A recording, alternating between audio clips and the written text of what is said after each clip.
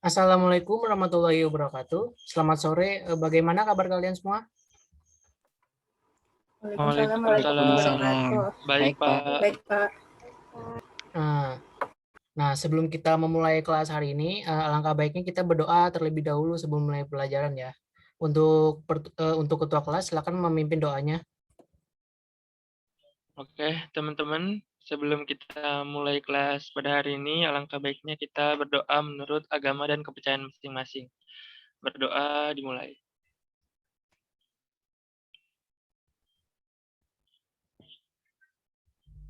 Berdoa selesai. Nah, pada pertemuan kali ini kita akan membahas yaitu strategi permasalahan STP. Nah, setelah membahas materi ini, saya harapkan siswa-siswa bisa menjelaskan strategi permasalahan di STP itu sendiri. Nah, saya akan share screen materinya ya.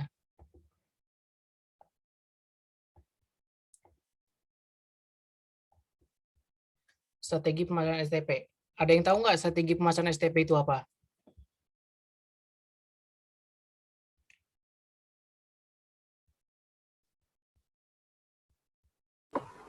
Nggak tahu, Pak.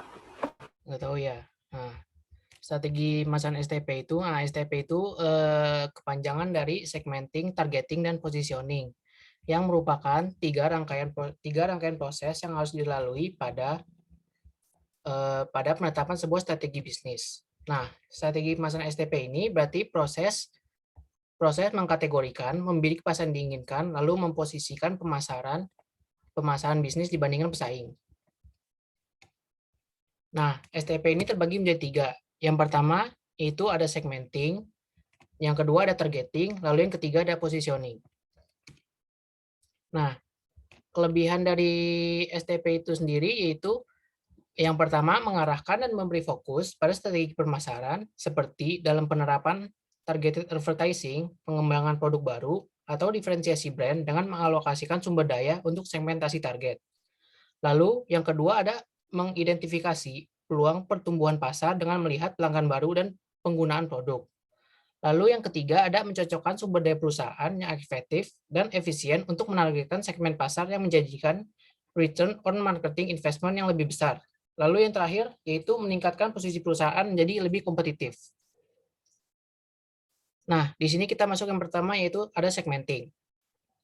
Nah, segmenting atau yang disingkat dengan segmentasi pasar merupakan tindakan mengklasifikasikan pasar ke dalam kelompok-kelompok dengan berbagai kategori, sehingga kondisi tersebut memungkinkan kebutuhan produk yang berbeda atau kombinasi pemasaran yang terpisah. Nah, dalam segmentasi pasar itu ada beberapa pendekatan. Yang pertama ada pendekatan demografis, lalu yang kedua ada pendekatan geografis, yang ketiga ada pendekatan psikografis, dan yang terakhir ada pendekatan perilaku. Nah, sampai sejauh ini apakah ada yang ingin bertanya? Saya mau izin bertanya, Pak.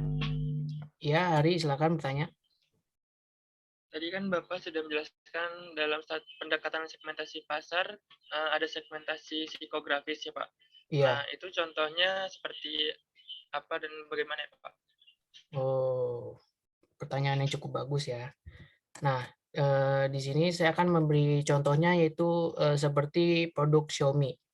Nah, merek Xiaomi ini dia dalam segmentasi psikografisnya itu menargetkan konsumen-konsumen kalangan menengah ke bawah yang ingin membeli smartphone dengan harga yang murah namun kualitas yang tinggi.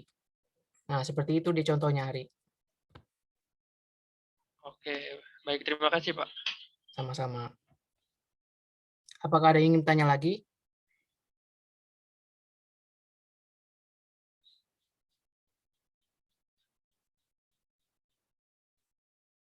Kalau tidak ada, saya lanjutkan saja ya.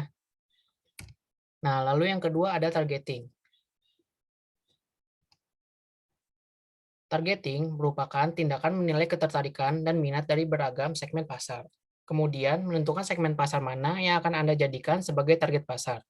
Target pasar dipahami sebagai kelompok yang dipilih oleh suatu bisnis untuk dijadikan sebagai calon pelanggan dengan melakukan penargetan atau segmentasi. Elah itu siapa sih? Gak jelas banget, Cok. Kalau ini yang bener lah. Arfi, tolong kameranya nyalakan ya. Dan jangan berisik karena mengganggu belajar di kelas. Tolong matikan suaranya ya. Ya Pak, maaf Pak. Nah, lalu yang ketiga ada positioning. Positioning atau penempatan produk merupakan upaya untuk penempatan posisi produk dalam menghadapi persaingan. Pengembangan strategi pemasaran ini bertujuan untuk mempengaruhi tentang bagaimana suatu segmen pasar tertentu menilai produk maupun jasa ketika dibandingkan dalam kompetisi pasar. Nanda Talia, dari tadi Bapak lihat kamu bengong-bengong aja.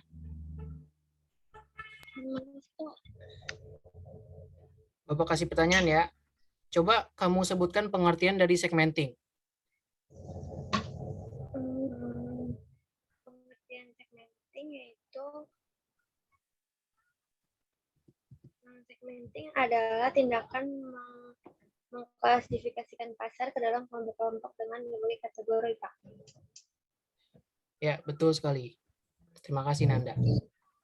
Ya, maaf, Pak. Nah, lalu selanjutnya di sini ada beberapa positioning atau contoh STP yang dapat dilakukan oleh perusahaan. Yaitu yang pertama ada positioning berdasarkan perbedaan produk. Lalu yang kedua positioning berdasarkan atribut produk atau keuntungan dari produk. Lalu yang ketiga ada positioning berdasarkan pengguna produk. Lalu selanjutnya ada positioning berdasarkan pemakaian produk. Setelah itu ada positioning berdasarkan pesaing dan ada positioning berdasarkan kategori produk. Lalu ada positioning berdasarkan asosiasi dan yang terakhir yaitu serta positioning berdasarkan masalah. Nah, kali ini Bapak akan memberi pertanyaan pada kalian. Kalian bisa diskusikan dengan teman-teman kalian. Pertanyaannya itu coba sebutkan strategi-strategi dalam melakukan targeting. Bapak kasih waktu 2 menit ya.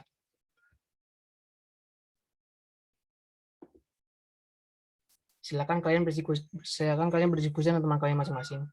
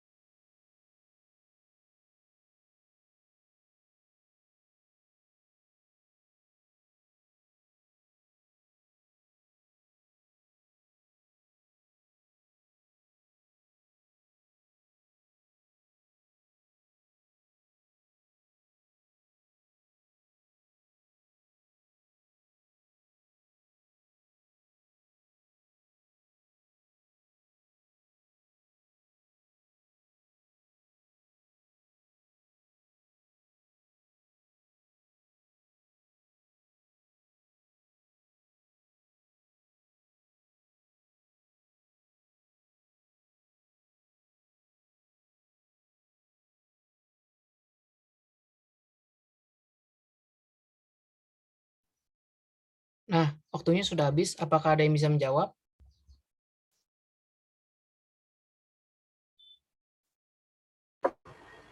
Ya, Pak. Ya, Julia, apa jawabannya? Strategi dalam melakukan targeting yaitu ada undifferentiated targeting strategy dan yang kedua yaitu differentiated targeting strategy. Yang lainnya, apakah ada yang bisa menjawab juga? Saya, Pak. Ya, Dewi, silakan. Nah, selain yang sudah disebutkan oleh Julia tadi, ada juga concentrated targeting strategy dan juga custom targeting strategy, Pak. Oke, bagus sekali jawabannya dari Dewi dan Julia. Nah, kesimpulan dari diskusi kalian ini, jadi dalam melakukan targeting itu ada 4 strategi.